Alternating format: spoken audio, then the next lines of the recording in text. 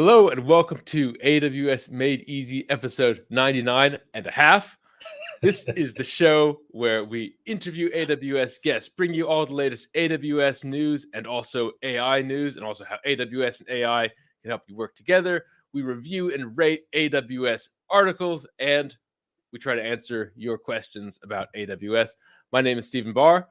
Hey everyone, I'm Rahul Subramaniam. And Stephen, don't forget, we also do talk about how to be efficient and effective on AWS. That's also one of the core pillars of this show. So Yes. yeah, welcome to the show. Using AWS to be more efficient. Awesome. And also being very efficient on AWS itself. So it's both sides of that coin. If you're wondering why this show is called show number 99.5, Stephen, you want to enlighten us? Yes, we are getting ready for episode 100. But wow, time moves so quickly.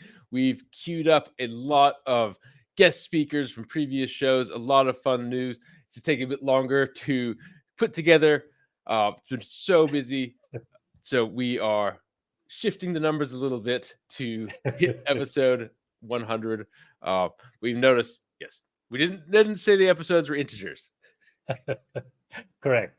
Yeah, we have so much exciting stuff coming out. So please stay tuned for some really exciting stuff that's coming up very, very shortly. Okay. Before we get started, Stephen, how was your weekend? What's been happening? Oh, finally I think finally over this cold that's been going around. I think it's the price we pay for entering spring, a little bit of allergies, but finally back above that 90% threshold, I think. Did some 3D printing. It was a lot of fun. How about you? Pretty much the same. I think this is, as we're turning into a more global, setup. The allergies and the colds are also kind of making their way everywhere. So it is pretty much the same at my end as well. Recovering, fully recovered, and really excited to be back on the show. Oh, fantastic! Well, I'm glad we're both feeling better. It's we've got a lot to cover. There is AI news across the board. There's AWS news. Yeah, just a whole lot of things. So let's jump right into it. Great. I'll put up the first article on the screen in a second. Here goes.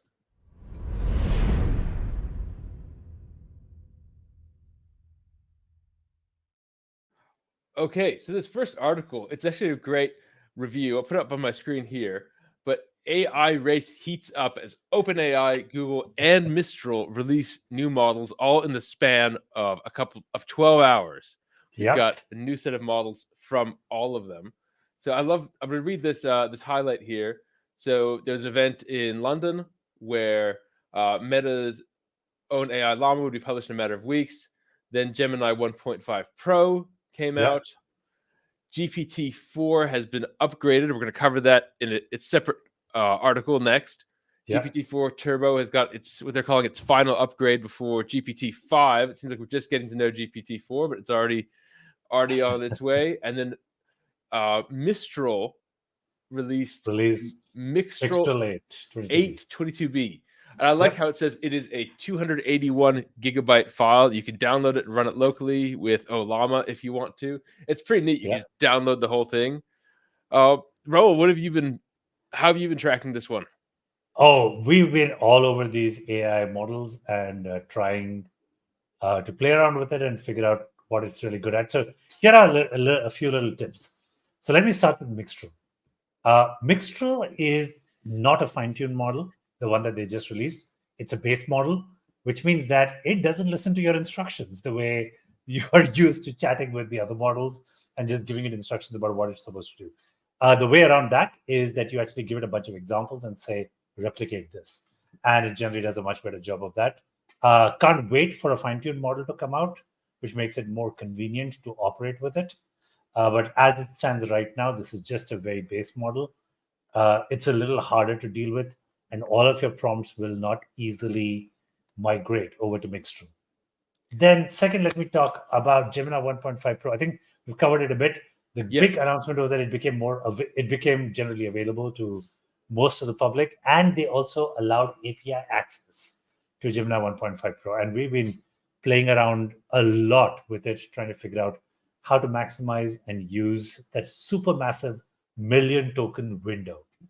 We have a lot of very interesting insights. I'll give you a little bit of a highlight over there. But then we'll probably do a separate show just dedicated to that. So with Gemini 1.5 Pro, I think the number one use case is that of analysis of videos.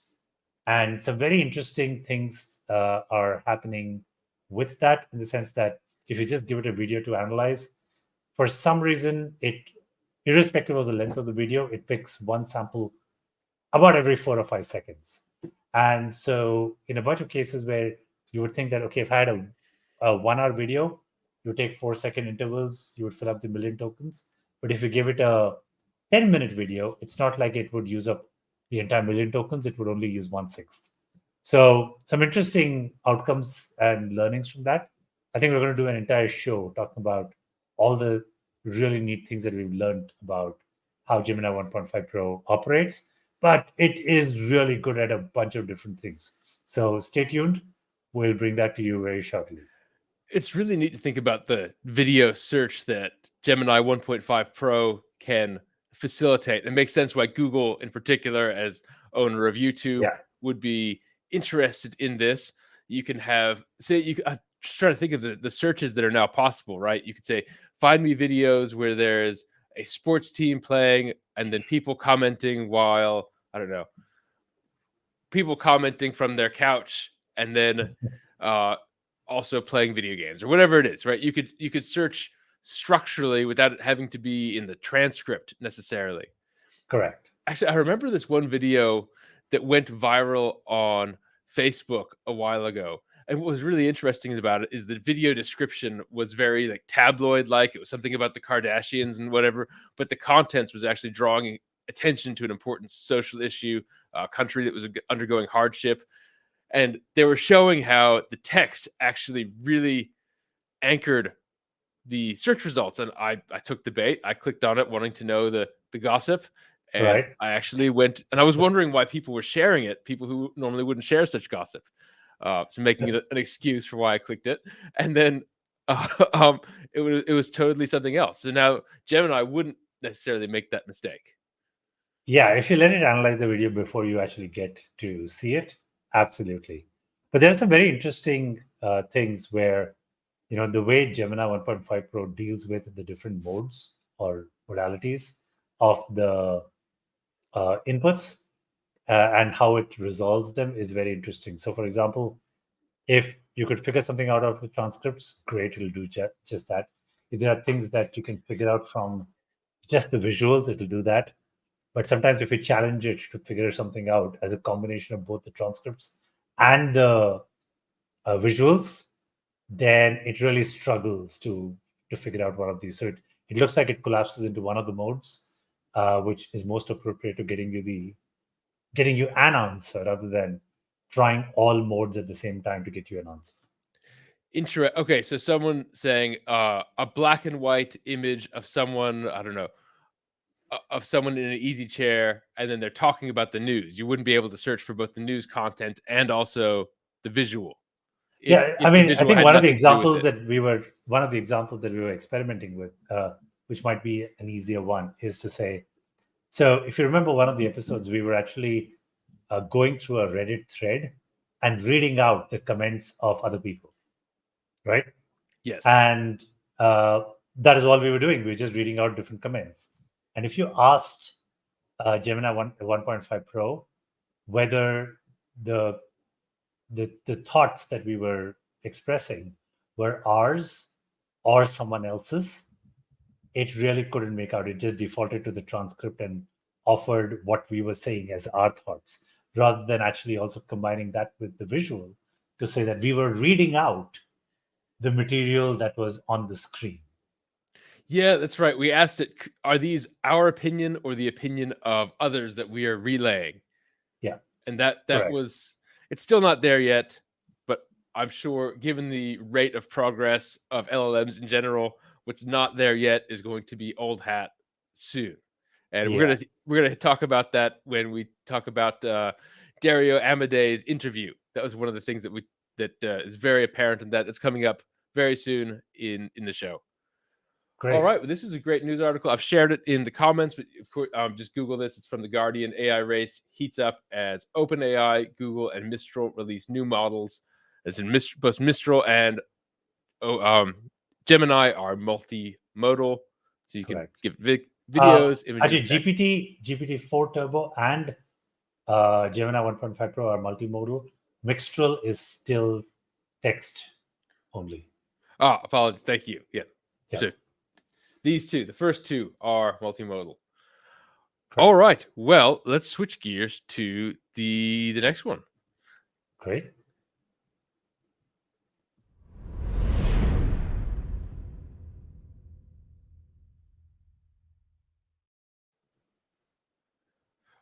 All right. Right. That's the right one. I've got so many tabs open today. We've got a lot to share. OpenAI makes ChatGPT, quote, more direct, less verbose. So this is a news article that's published April 11th. That was when the new update to GPT-4 came out. Now, you're going to see it as this, GPT-4 Turbo 2024-04-09. So if you're using it in the API, you could update your model ID to this string here, GPT-4 Turbo 2024-04-09. Rahul, what have you thought about it? What are your thoughts on it so far? So I did start trying this out. I actually saw no significant difference, or actually very little difference at all, if any, between this turbo model and the previous one. But again, I'll add one caveat, which is that when I use models with API, by now I've defaulted everything to structured outputs. So because I use structured LLM outputs, I am always receiving JSON back. I'm not receiving, massive text or verbose text in almost any scenario. So given the mechanics of how I am currently using these models, I haven't seen any difference at all. So if you asked it a general question, right, about a historical event, that's where we're going to see the difference, right? One of them is going to ramble on a lot more than the other. Should we try it? Do we have time? Why don't we come back to it at the end? That's a good because idea. We have so much stuff to go through. But I will say this. I think people started noticing the difference between OpenAI's GPT models and Claude's or Anthropic's Claude 3, Opus, or Haiku models. When they took the same prompt, they found that Claude was more direct and less verbose, while GPT was, sometimes just had verbal diarrhea. And so I think that is one of the big drivers for this model update. Awesome. Yep, when writing with this GPT-4, and I like how in the tweet they did post how they're actually reasoning about it. So they did an X post here about their evaluation framework, and they have a lot to show the different benchmarks, and they've updated it here. So have a look at these math scores, and they also have, interestingly, so if you see here, they're claiming math at 72.2, whereas Opus at 63.2. But then you see the MGSM score Opus is slightly ahead. So it is definitely a race. And like you said, there's feedback, there's learning, there's back and forth. So just like the space race, we are in the AI race, and hopefully just like the space race, it leads to this explosion of innovation, but at an almost faster pace, right? Because this is in many ways, we can do this in software, we can iterate rapidly. It's pretty exciting. The future that's I can't wait to see. I'd be surprised if this is the very last GPT model before GPT-5, unless they've explicitly stated that. Or I'm guessing that it's just, everyone is hoping that this is going to be the last one. Well, my guess is there's a lot more tuning to be done.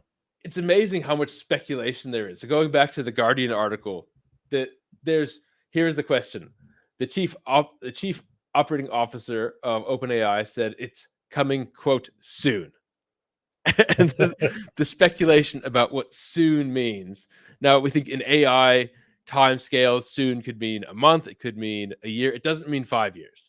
Yeah. Just a couple of weeks ago, Sam Altman said, I don't know when, GPT-5 is going to come out, And like, he genuinely seemed like he didn't know. He's like, it's going to be a while.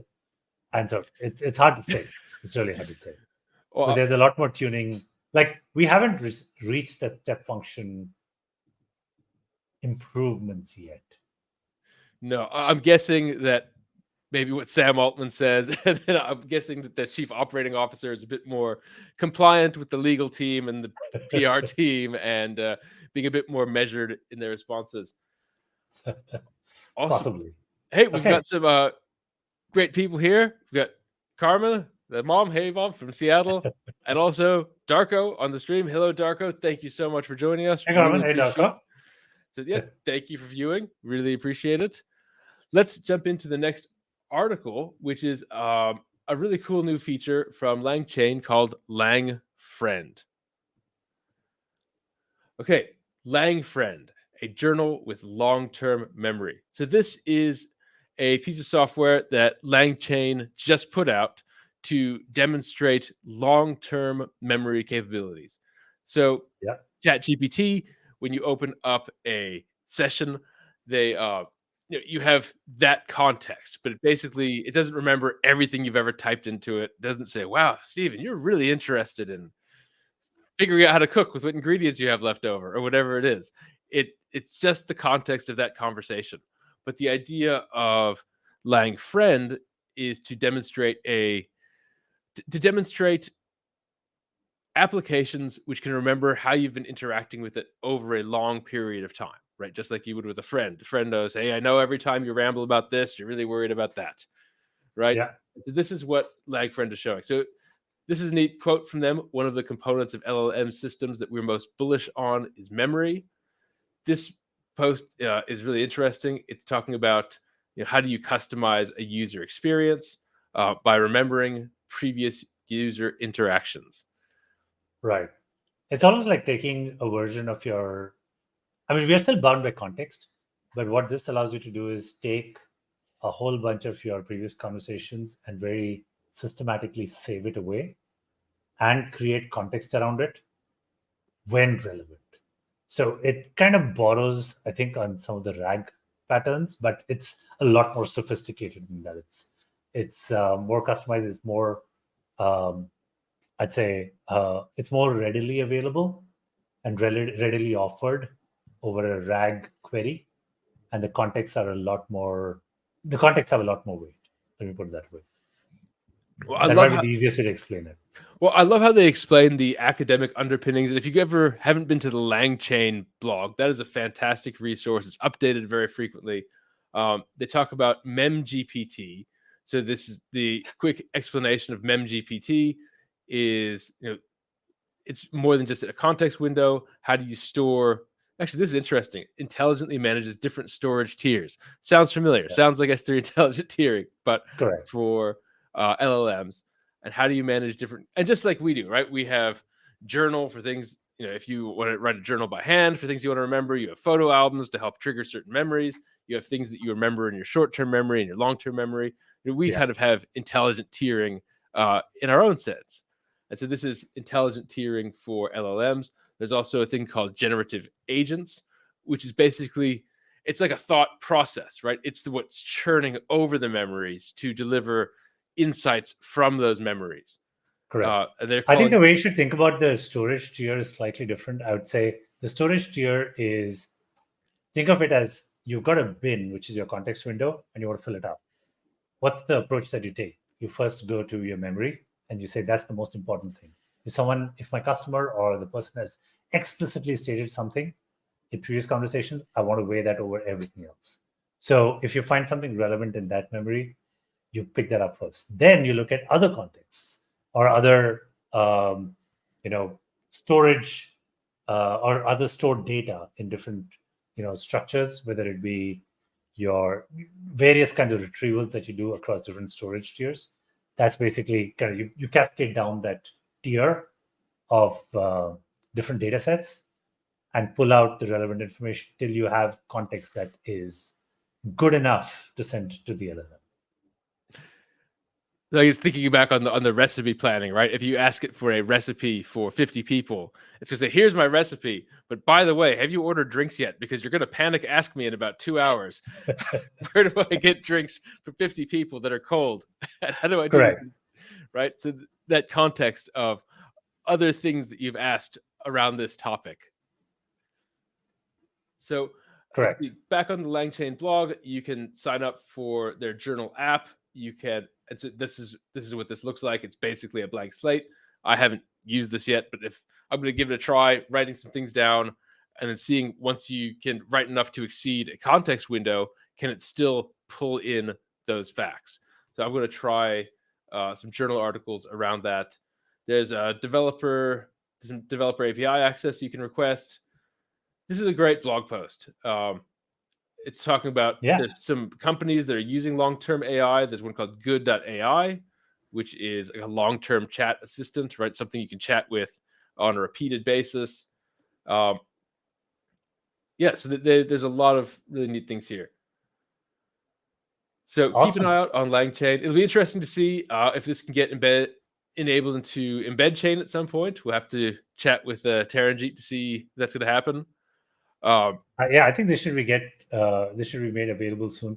One of the things that's happening is as LangChain is trying to refactor itself and become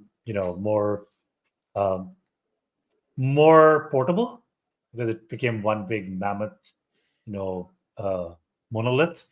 And so as they're trying to refactor it, there's a bunch of discrepancies that have kind of come about. For example, if you are using the nice thing about the previous version of LangChain was that no matter what the model, you operated with it in pretty much the same way. You had the same APIs, same methodologies. If you change the model name, everything just continued to work. But since Claude 3 got announced, they've had to actually create a completely different implementation for the way Claude 3 works with LangChain versus how, say, GPT works with LangChain.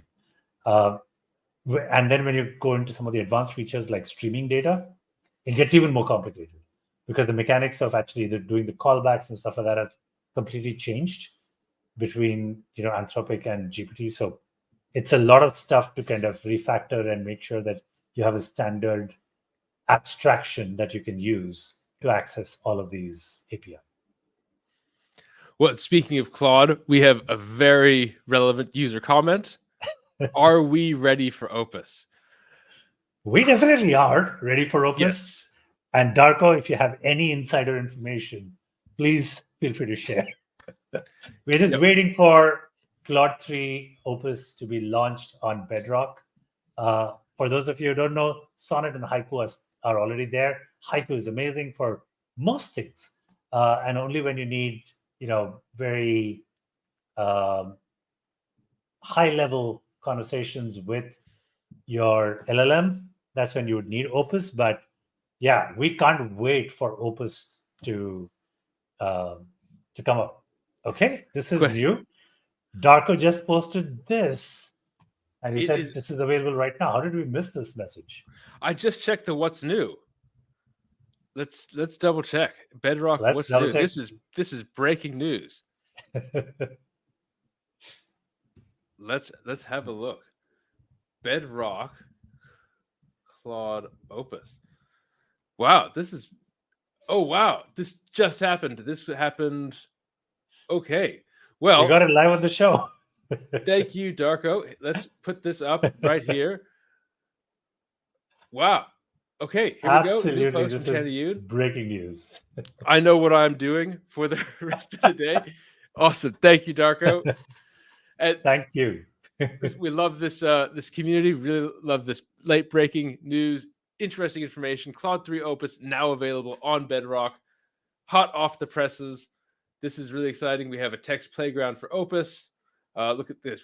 So this is our familiar Bedrock playground, but now you can select Opus. You can look at the you can adjust the parameters. This is going to be exciting. And so make sure Darko just updated what I was just about to ask. Bedrust. So this is an application that Darko wrote. I'm trying to contribute a patch to it soon. I've got one in mind for an idea I've got to contribute. Bedrust is Darko's Rust program for interacting with Bedrock.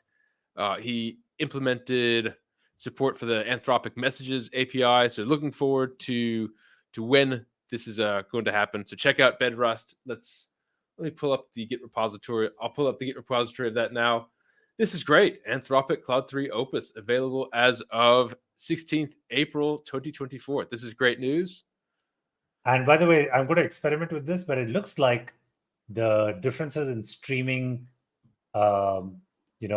issues between the different models that we currently have with LangChain, that's kind of gone away with Bedrock. With Bedrock, you just use. I think there's one called invoke model with a response stream, and there's one way to do it, and you get back a stream and you start using it. So couldn't be more excited about this. I'm going to be jumping into it right after this right after this live stream to check it out and to play around with it and make sure that we have all of this made super easy. There's a great technical term for this that's happening to both of us called being nerd sniped, right? Where something so interesting happens that you are forced to divert your attention. And this is one of them. So great. Cloud 3 Opus now in Bedrock. Yeah, we're going to blame it plain and square on Darko. For those of you who don't know Darko Mizarosh, you should check out his Twitch stream. Can you bring that up, Stephen? Yes. Darko runs an AWS Twitch stream that helps developers play around with AWS services, learn more about them. And yes, well, he does the build on live at AWS, and there's also his. So that's on the twitch.tv/AWS. I'll put that up. Let's see. Let me make a banner of that. Twitch.tv/AWS. Put that up on screen. Check out the Build on Live program with Darko. And then we also have his own Twitch channel. Let me put this on screen as well. Twitch.tv/RUP12.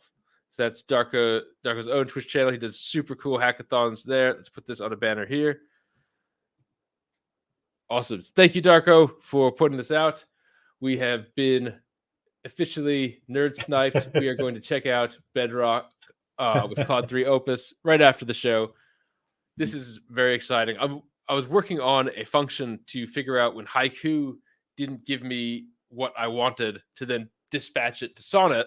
And so now I have to add the second Opus level of that, dispatch. If Sonnet doesn't give me what I want, dispatch to Opus. So to climb that hierarchy of performance and cost.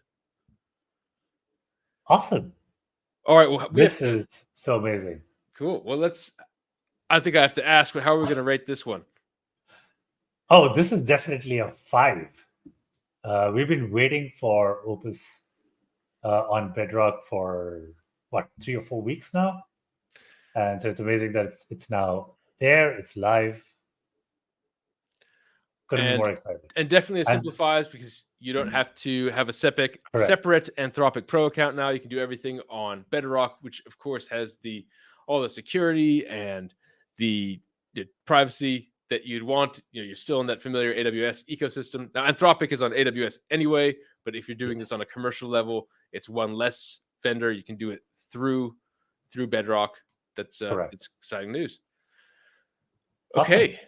Well, actually, what are we going to discuss next? This is a perfect segue. The CEO of Anthropic, Dario Amodei, just had a really interesting interview with Ezra Klein. And yet we don't have time to do a full reaction. It would be fun to do a stream where we literally just listen to it and reacted to it. Maybe we can do that in a future one. I think there's a lot there. But what's your top 3? What's your top 3, Stephen? Cool. Let me switch tabs to that and let's jump right into it. Okay, here comes.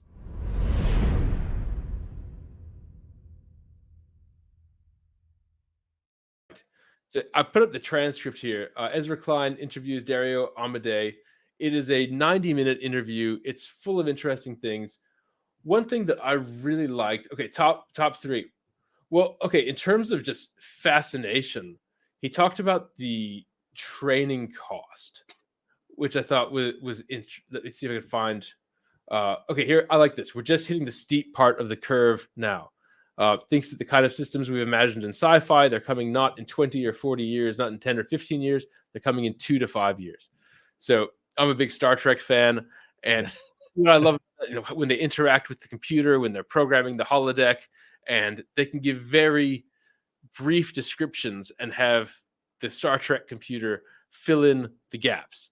And I could see that with generative AI, right? You could say, give me a immersive 3D experience when I'm in, I don't know, the roaring 20s at a speakeasy, and have the AI pull up all the context of what the people are wearing, what they're doing, what they're talking about, and have that all be constructed into some virtual environment in real time, just like the Star Trek holodeck.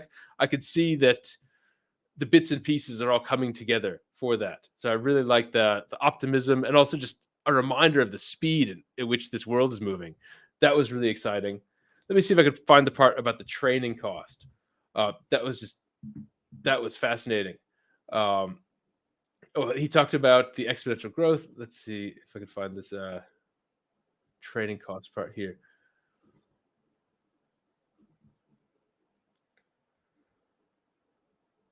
This was interesting. So he's saying that current models cost about $100 million to train from scratch, whereas in the 2 or 3 years, they're going to talk about billion-dollar models.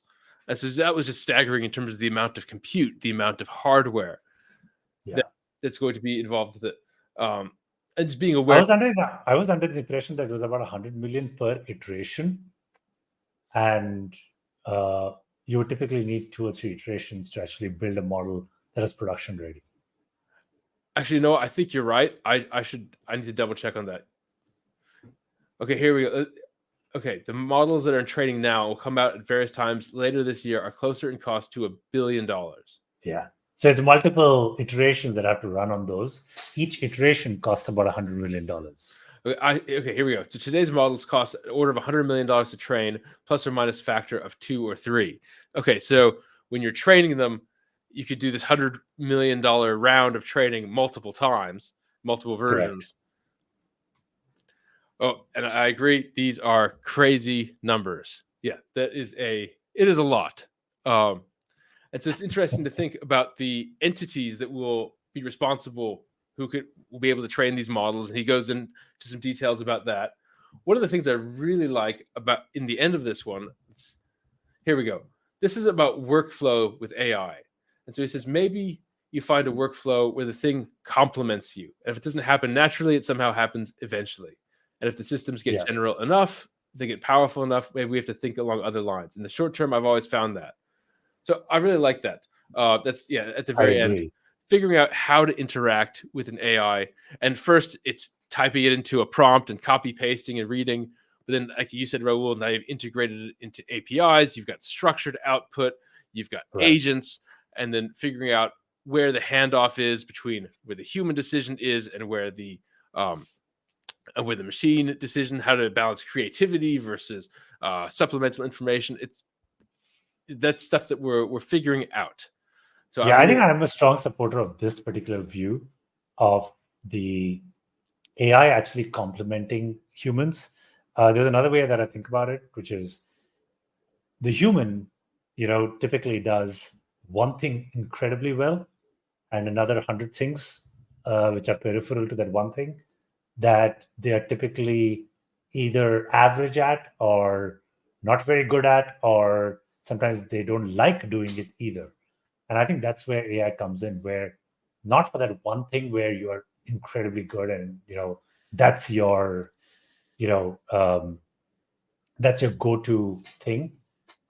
You will always, if you compare the AI's capabilities to that one thing, you're probably going to say it's not good enough. But for the 100 other things, the AI is better than average, and therefore complements your ability to deliver 100x. Very, very significant. Well, as a transparent example, I love doing the live stream. I love the conversation we're having right now, managing the metadata, summarizing it for YouTube, all that stuff. That's a lot of work. And so that's where AI has been able to help me. In fact, later today, I'm going to work. I've got my program, which is going back through all the old episodes, screenshotting every couple of seconds, running each screenshot through Haiku, saying, what did we talk about? Was there an article on the screen? If so, what? What is it's funny, it even summarizes the background. I remember it was looking at an episode of Brian Huff, and it said, behind one of the speakers, there is a motivational poster, which it's true. He has one that says, success and hard work and discipline. It was really cool. It picked that up. And that's just with Haiku. Yeah. Actually, Ro, speaking of that and working with AI, there's a great term called co-intelligence. This book is on my reading list, Living and Working with AI. But I love the title, jumped out at me, co-intelligence, right? So doing those things, it can do the things you don't like to do, so you can focus on that core creativity, that core synthesis that's still very much a human endeavor. I agree. If you haven't checked out Ethan on Twitter, you should. He has some really interesting and amazing posts. And I am a regular subscriber to all the stuff that he puts out. There are some really neat insights that he summarizes and puts out, at least 3 or 4 times a week. So definitely worth keeping track of what Ethan posts as part of your AI learning, if you haven't done it yet. Absolutely. We will post that Twitter. Actually, okay, so this is a note to Haiku. Find Ethan's Twitter X handle and put it in the video description. I don't want to do it. So Haiku, please do that for me. And hopefully an agent can look that up. Okay, we're going to take a quick break. When we come back, we're going to talk about the Amazon shareholder report. So stay tuned. Some tools just find AWS cost savings and make you do all the work. Visualizing cost opportunities is great, but that's not enough. CloudFix, on the other hand, actually delivers those savings for you. And you don't need to worry, because CloudFix is AWS recommended and easy to use. It's the only tool that fixes cost-saving opportunities, and not just finds. It's the easiest way to save money on AWS. It's all 100% automatic and risk-free. And the best part of all, it works non-stop. Stop overspending on AWS and click on the button to start saving now. All right, here is CEO Andy Jassy's 2023 letter to shareholders. It's 2023, but due to the financial calendars, it just came out April 11th. And also making people feel good about it's right up before tax day. So all of that kind of aligns here in the U.S. financial calendar. So he goes on some of the business, the AWS 12% revenue growth. What I want to focus on here, which I thought was really interesting, is they talk about the cost optimization measures that they've implemented with AWS. So this is interesting. Starting in 2023, we started seeing substantial cost optimization with most companies trying to save money in an uncertain economy. And they talked about the Graviton. We are big fans of the Graviton. We've had on Arthur Petit-Pierre, the lead engineer with that. We've had Marcos. He runs the Graviton Weekly newsletter. Be sure to subscribe to that, by the way. AWSGravitonWeekly.com. That's with our friend Marcos Ortiz. This talks about the Graviton S3 intelligent tiering, which is using AI to figure out where to put your data. Also, to mention, at CloudFix, we have a Finder Fixer, which can find buckets where you aren't using S3 intelligent tiering, and it makes sense to turn that on. We can easily do that for you.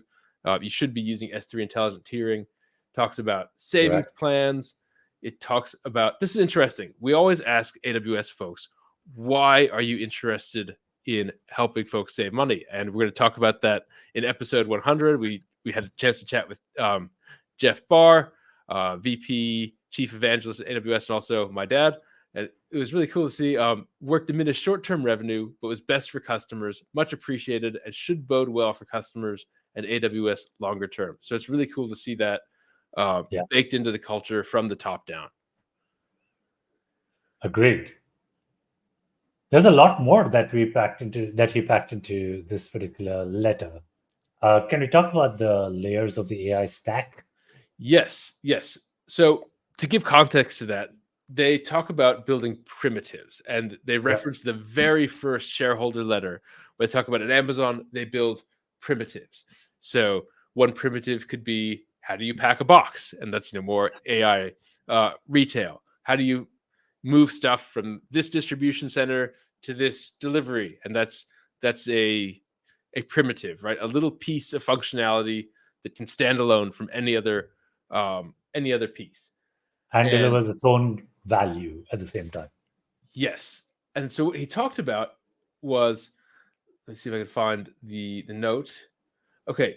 Here we go. Primitives are the raw parts or the most foundational level building blocks for software developers. They're indivisible. They can be used together. They're built for flexibility. And so they've talked about the 3 pillars of Amazon. Now, this is all of Amazon. 3 pillars being Prime, Marketplace, and AWS. And the next set of primitives are generative AI. So with the generative AI, they talked about the AI stack. So let's go over to the AI stack. Go to my notes here. Here we go. Here we go. So the AI stack. Now, at the bottom of the AI stack is building a model, right? So building a foundation model. And so Amazon is contributing to the bottom of the AI stack by giving the custom training hardware. So Trainium, Inferentia, and Anthropic, makers of Claude, they are using AWS hardware for all of their training and iteration. So Trainium and Inferentia. So Trainium is the hardware, is the processor that's being used to train these models, and Anthropic and a bunch of other companies are actually using these processors to actually train the models. Yes, and also much of the other training is being done on NVIDIA GPUs, and I thought this was interesting here. We continue to offer the broadest collection of NVIDIA instances of any provider. So whether you're using custom AWS silicon or you're using NVIDIA, you can do that on AWS. So that's that bottom tier. That's that building foundation models. And the other thing you need to build a foundation model is you need data. And that's the other part of that bottom pillar. People who are using data are going to be using SageMaker. And so SageMaker becomes part of that bottom pillar for getting data organized, fine-tuned, and all the infrastructure to actually feed that training. They cited this really cool statistic: Perplexity AI trains models 40% faster in SageMaker. Okay, middle layer. That is using an existing foundation model. So that's what takes us to Bedrock. That's where you could start with Claude 3 and now Claude 3 Opus. You can use a foundation model. You can fine tune it. You can customize it. You can have data pipelines that are feeding into it, call it as an API, and build things on top of it.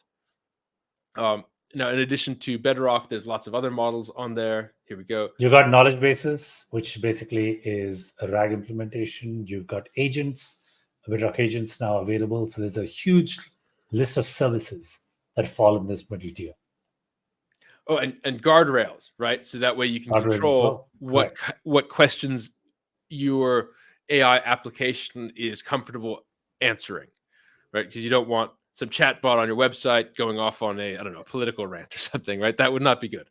So guardrails, you can rein that in, constrain it to your application so you can use it in these corporate regulated environments.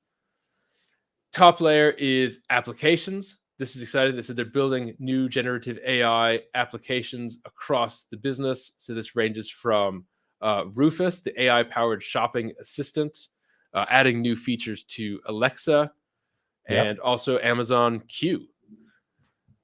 Now, we had a few conversations about Q lately. We talked to Yuri about Q. What are your thoughts on Q, Rahul? Oh, as a practitioner on AWS, I think Q has been revolutionary. With just the sheer diversity of services, my go-to tool right now is Q, where I say, hey, give me, a script, or give me a CloudFormation script, or give me a CDK script that will allow me to do A, B, or C.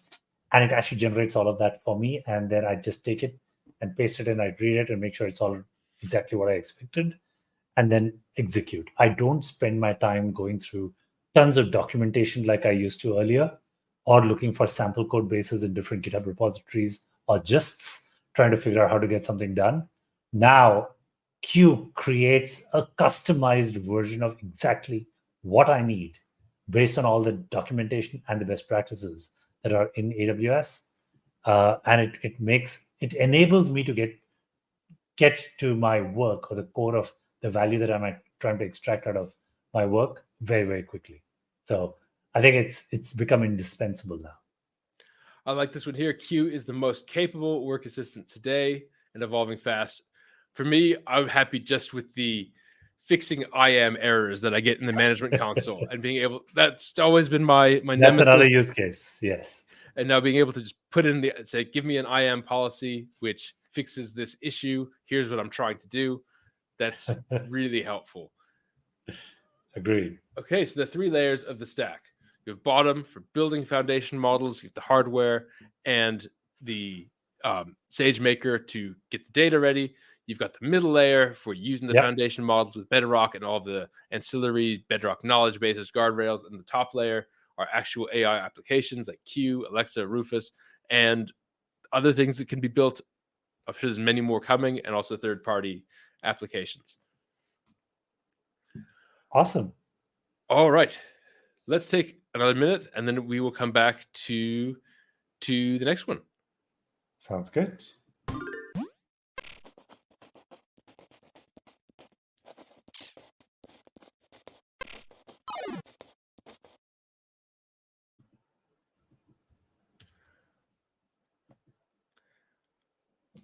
Okay. I wanted to show this post I made real quick, just for a quick aside. I made this post called Programming Lessons from 3D Printing. I've been doing a lot of 3D printing on the side to manage the infrastructure here.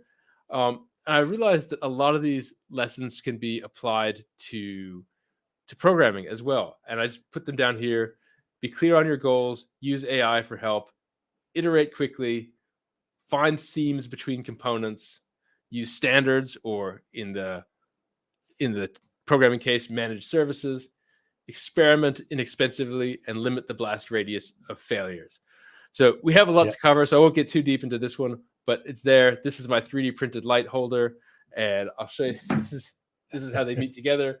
This is the natural seam I found between these two components. This is the thing that slides. This is the thing that holds the camera. And I really liked that I was able to use AI for help. I asked ChatGPT, give me some rules of thumb for printing structural components. It gave me this great checklist. And Rahul, as you know, probably you know all this information, but it's really easy to forget a setting and end up with a big mess of spaghetti. And so being able to use AI to help you remember and give you that information that you need at the time. It works for programming. It works for 3D printing. Slight, self-promotion. Check out this article. I think it's pretty fun. So I'll have that in the comments as well. All right, next one is this interesting product launch called Limitless. Have you heard of this one? I haven't. This is new. Okay, so this is a pivot from this company called Rewind.ai. And so I use that on my development computer. It is basically a local LLM. It's snapshotting your screen every couple of seconds, and you can search for what was that conversation when I was talking about something, or I wrote a to-do list in a Google Doc, but I forgot where it was, and it will rewind your screen and it will tell you what's on. Now they are launching what's called the Limitless Pendant, which is a wearable. I think you'd wear it around your neck, and it's listening to everything you're doing all the time. And then bringing that into context, right? You can say, I had a conversation with somebody, and we were talking about a plan we were going to make for the evening, but remind me of all the steps in that plan. And maybe, and it's an interesting idea. Now, what I think about this is neat is there's speculation that Sam Altman and here we go. Sam Altman and Laureen Jobs are involved in a startup to make something similar. There's just from this article, the exact nature of their device is unknown. Here it is, an artificial intelligence powered personal device. Yeah, And I saying, think there are a bunch of them coming out right now. So there's, of course, the one major announcement that happened. I think was it called Rabbit? yes, That and that was was a couple of months ago. Then I don't know whether you've seen the review that Marcus Brownlee just did about Humane's device, the personal assistant device, and he basically trashed it completely. And so there's that one. There's Limitless here. the worst product I've ever reviewed. Ouch. Okay. All right, there it is. I see. Okay. So this is an area where AI probably has some. This is taking it to another level, right? Of having it on your person and always listening, right? The amount of trust that's going to be necessary to make that is. I think there's a different problem over here. I think the problem here is that a lot of the use cases that they are going after as the initial set of use cases in these products is actually things that you can do faster and better with your smartphone, which you have handy most of the time. And to try and do the same thing with these devices is suboptimal. The interface or interaction interface is clunky. It is not intuitive, and it just seems very weird. We've now all trained ourselves to use our cell phones in a certain way. We're very fast at it. We can get some of these jobs done very, very rapidly and more accurately than talking to an AI assistant in a clunky, slow manner. Yeah, I definitely use Siri a lot to just remind me of something. Like sometimes I'll have a passing thought of an idea I have, and so I quickly say, "Siri, remind me in 1 hour," and then I'll say a bunch of random things, and then I know in 1 hour I'll either be able to be in a better position or snooze that alarm, at least somewhere digital. Right. Well, I'll be reminded eventually. I want to hold judgment on these type of products yet because I could see it if it's implemented right being really helpful. I know that there's lots of ideas I have that get lost in the ether if I don't write it down, but maybe that's where they're meant to be. I don't think every passing thought I ever had is necessarily worthy of being saved to the cloud. But I'm interested that maybe it could be a neat form factor. So we'll see. Okay. All right, next one. This is an interesting one. The AI 2020, the AI Index Report. So this is a part of the AI 100 study. So if you haven't heard of AI 100, this was founded by Eric Horvitz, who's the chief scientific officer at Microsoft. And he and his wife funded this 100-year study starting in 2009, where they convene regularly and produce a vendor-neutral kind of state-of-the-art of AI. Now, the report itself is quite thorough. The full report is a 500-page PDF. But there's some major topics. I think we could do an entire stream on each one of these topics, but I just wanted to give an overview. One, AI beats humans on some tasks, but not all. And that's where it comes to that hybrid working model. Get rid of the stuff that you are bad at. Number two, industry dominates research. This was interesting. Industry produced 51 models, while academia made 15, and 21 from industry academia collaborations. Models have gotten a lot more expensive, like we heard in the Dario Amodei. US is doing a great job at sourcing AI models. We're trying to figure out standards for LLM. Investment has skyrocketed. AI is making people more productive, leads to higher quality work. Same with science. We're having more laws and regulations that are coming up, and there's a general cognizance of AI being an important thing, whether good or bad. There's definitely a big cognizance about it. This is a very thorough report. It's worth a read. It's about 500 pages, but very thorough. So have a look at this one. Awesome. What's next? All right. We are going to do our AWS news reviews. Aside from Opus, which we already covered, we have some 60-second reviews of some other AWS announcements that we want to jump into. Perfect. So let's switch gears to that.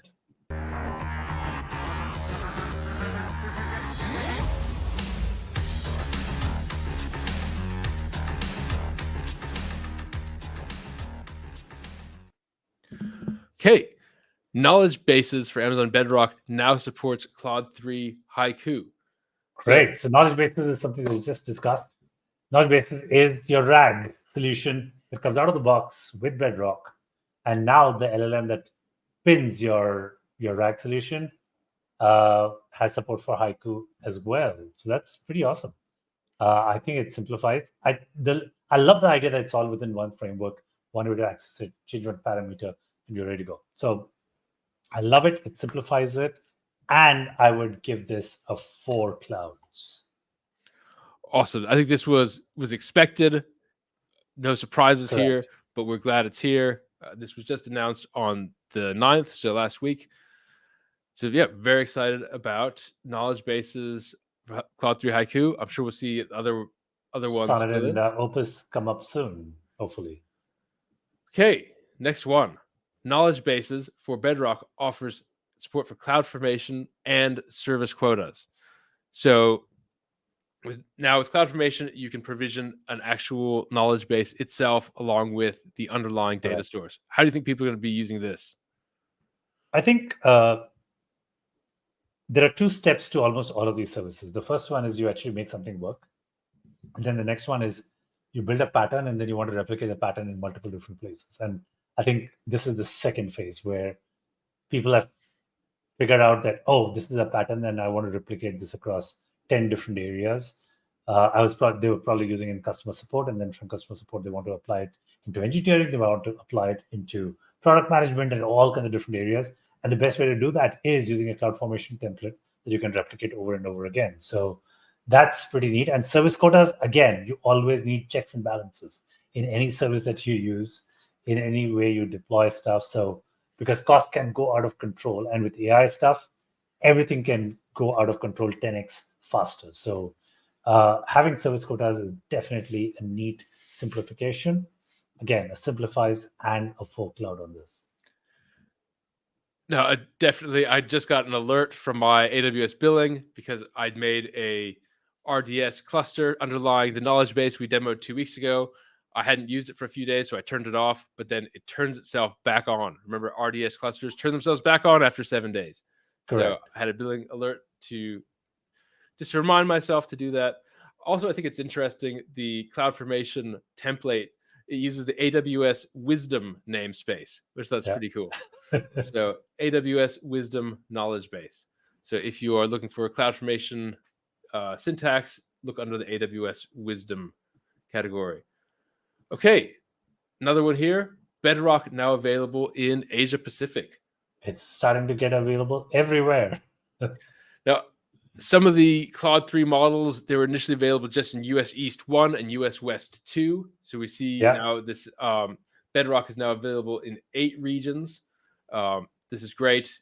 You want to have AI available closer to you, brings the latency down, plus all the data governance requirements. This is going to help. What do you think about this one? Yeah, my only question on this is, are all the models available in a new region when they launch it, or is it still going to be a staggered deployment in those regions? That's my only question over here. I mean, it's easy to go verify it when you log in, but yeah, that would be my only, call out over here. What are they starting with specifically? Are they going to have all of them or just a subset? Because I imagine that the provisioning of the hardware will depend on, or will determine which models they want to launch. Yeah, that makes it. And also, since the models are from different vendors, maybe some vendors have contractual or other legal reasons of maybe one country can't operate. One product from one country might not be able to interact with another. And yeah, some of the models aren't made by Amazon; they're made by third parties. So I'll give this a 3.5. All right, I'll give us a 3.5 cloud, and definitely simplifies. More availability is always a good thing. Absolutely. All right, look at our time. Okay, one more to cover. This is the PartyRock Hackathon. Now, the PartyRock Hackathon just finished, and these are the first, second, and third place winners. We have a chat about the PartyRock Hackathon coming up next week as part of episode 100 with Jeff. He was on the judging panel. But yeah, he said that he really struggled to pick, to vote for one because there were so many good applications. And there were over 1,400, as it says over here, there are over 1,400 submissions that came into this. They had 14 different judges. So each one had at least 100 submissions to go through if they were all doing it individually. Let's have a look at just this one. This is a crime thriller RPG. Let's see what this looks like.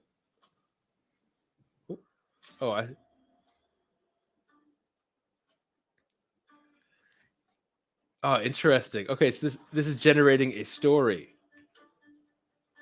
That's pretty cool. It's an interactive game. And all put together with Bedrock. That's pretty neat. All right, I was looking forward to playing this. I think this might be a fun activity with the kids. I'm going to give that a shot. Cool. So definitely check out the PartyRock. And to be honest, I wasn't sure of what PartyRock could do. And I think my applications of it were fairly simple, right? Because as a programmer, right, the second you reach any kind of friction with these tools, you're gonna reach for Python. You're gonna say, I'm gonna do it myself. And so I want to see what could actually be done within the confines of PartyRock, where you can't do everything. You can't. Correct.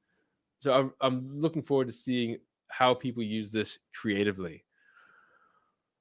Wow, that hour just flew by. There was so much to cover, but I'm glad we did, and we're just about on time. So yeah, and a special shout out to Darko. Darko, thanks for bringing up the Opus announcement. That's really, it's about almost 10:30 p.m. here, and I'm still super excited and charged up now to spend the next 2 or 3 hours testing out Opus on Bedrock.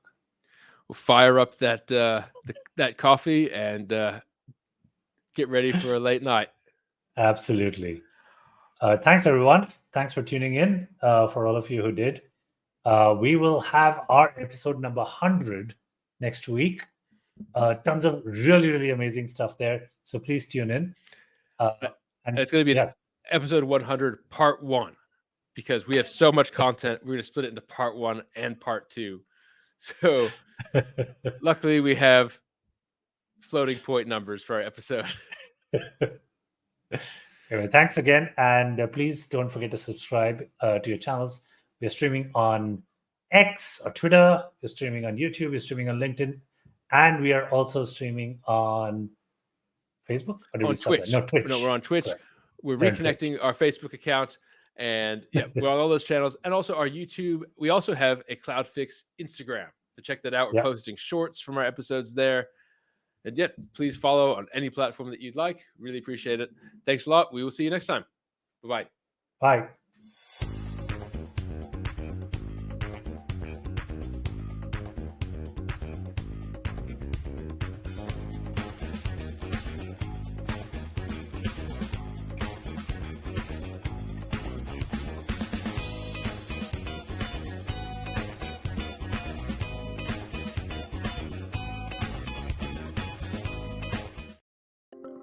Some tools just find AWS cost savings and make you do all the work. Visualizing cost opportunities is great, but that's not enough.